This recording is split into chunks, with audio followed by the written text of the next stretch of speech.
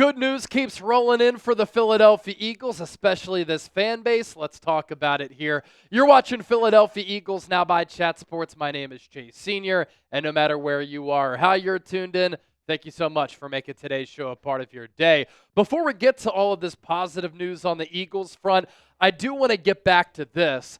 So over the last couple of weeks, I've been plugging this here. I promised my bosses here at Chat Sports that in the month of June, we would pick up more subscribers this month than we did last month. And this race right now is very compelling. It's very close. So in May, 1,132 people subscribed to us here on Philadelphia Eagles. Now, in June, we have to beat that number or else. I don't know. They're the bosses. I'm high up here at the company. They could decide to fire me, though. We have 551 people who have subscribed right about the midway point of the month. If you want Eagles coverage every single day on YouTube, that is insightful, informative, entertaining, thought-provoking, that makes you think, where you have a voice, join the movement, subscribe to the channel. No other channel here at Chat Sports has picked up more subs over the last calendar year, so let's keep this party moving.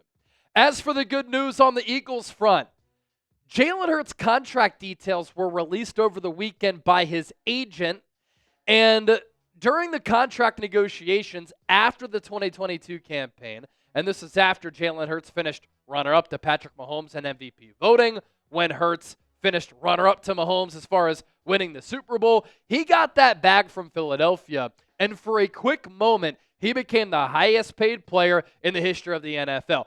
That quickly changed because the NFL quarterback market was exploding then. It continues to explode. And the NFL salary cap since then has continued to take off. But what Hurts said to his agent is great news for Howie Roseman, Jeffrey Lurie, Nick Sirianni, in addition to this fan base. Now, I think it's important to look at this because going into 2025, this is the list of the top 10 highest paid quarterbacks in the NFL.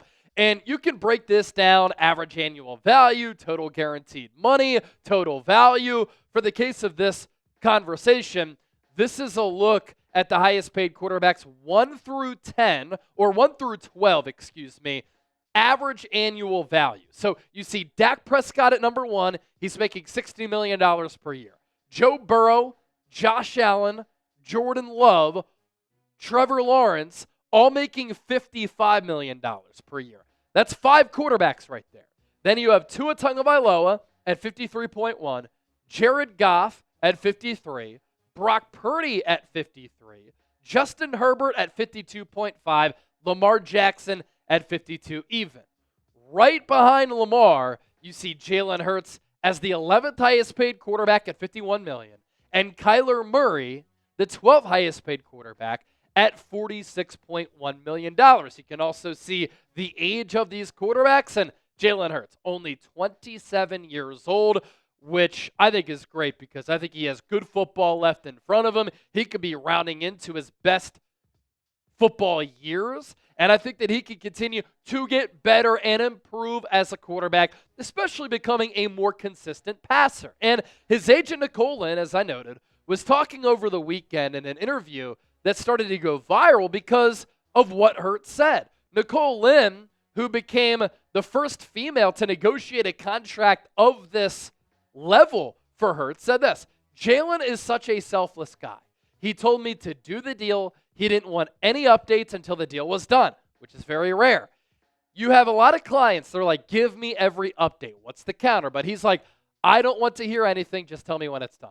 And so I actually remember coming back to him in the day that the deal was done and saying, hey, you're the highest paid player in NFL history. His response was, well, I didn't ask you to do all that. And I was just like, okay, thanks. He was so concerned about his team. How am I going to keep my team around? How are they going to be paid? He wanted me to show him. How does it affect the cap? So the option bonus has helped Jalen have peace with that.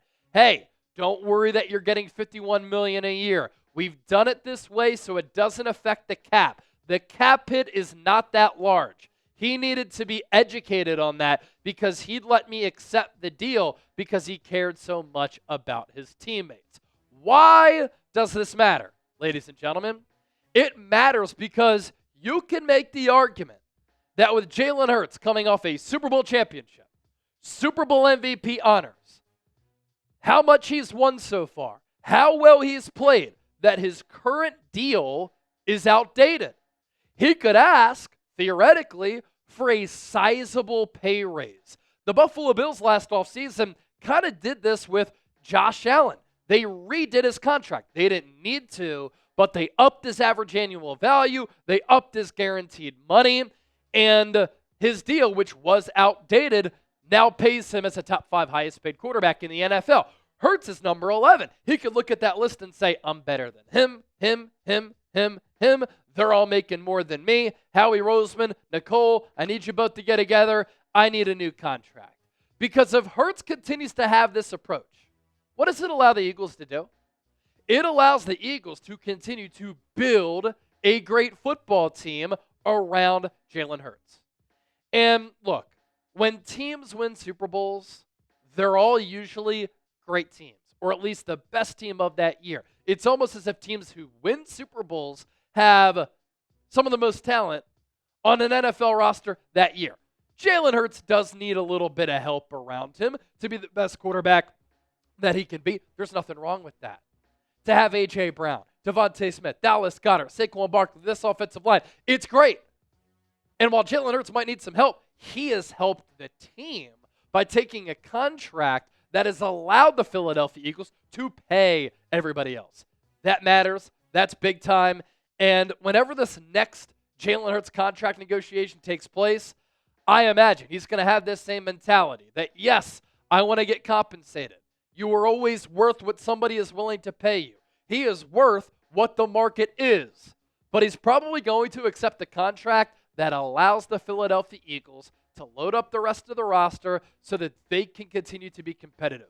What's a famous quote from Jalen Hurts during a post-game press conference? He said, money's nice, but championships are better. You think about a team like the Dallas Cowboys with Dak Prescott, right? He took $60 million per year, and after his other contract prior to the one that he just signed last offseason, it has watered down that Cowboys roster. He's made so much money where the Cowboys have become way too Dak reliant, and it's made the rest of the roster mediocre. And we've seen a Cowboys team become a very top-heavy team, and Dak Prescott is not capable of carrying that Cowboys team. Jalen Hurts hasn't done that, plus Howie Roseman way better than the Jones family right now.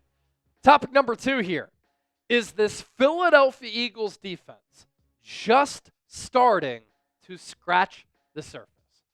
Zack Baun said some really interesting things on the Exciting Mike's podcast. And going into 2025, Vic Fangio has his work cut out for him. The Eagles have to replace more than 4,000 snaps lost from players who left the team this offseason. Darius Slay is with the Steelers. Milton Williams got a bag from the Patriots. C.J. Gardner-Johnson traded to the Texans. Josh Sweat signed with the Cardinals and got compensated. Isaiah Rodgers to the Minnesota Vikings. Brandon Graham retired. Avonte Maddox signed with the Lions, and the talk out of Detroit is that he had a wonderful spring. Bryce Huff got traded to the Niners, and Oren Burks signed with the Cincinnati Bengals. And all of those players, at one point or another, played a big role in lifting this Eagles defense to the number 1 spot in the entire National Football League. Vic Fangio worked wonders with this team, and the turnaround really happened after that Week 5 bye.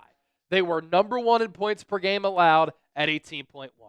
Number 1 in yards per game allowed at 288.6. Number 1 in yards per play, 8th on third downs, 6th in the red zone. And when you're that dominant defensively and you have all of those top 10, top 11 numbers offensively, that's a beautiful marriage right there. And it led to the Eagles winning Super Bowl 59. And obviously that's just one reason why Philadelphia is able to hoist their second Lombardi trophy since 2017. And Baun, on the Exciting Mike's podcast with Cooper DeJean and Reed Blankenship, as pictured here, said this: to think that was all of our first year in that scheme. Like, what are we going to do next year? Already, I feel like we're miles ahead of where we were last year at this time. Now, again, it is not going to be easy to replace all of those players who left the Eagles in free agency, by trade, or in Brandon Graham's sense, retiring. But Zack Baun makes a pretty good point. They do return a lot of marquee players. A lot of players who were on this team last year are hopefully going to get another year better. They're going to step into bigger roles. I think they can assume those roles. And going into year 2 in Vic Fangio's scheme, a lot of the players and this defense, they can get more acclimated, and in turn, that can help make up for more than 4,000 snaps lost this offseason. Zack Bond, interesting stuff right there.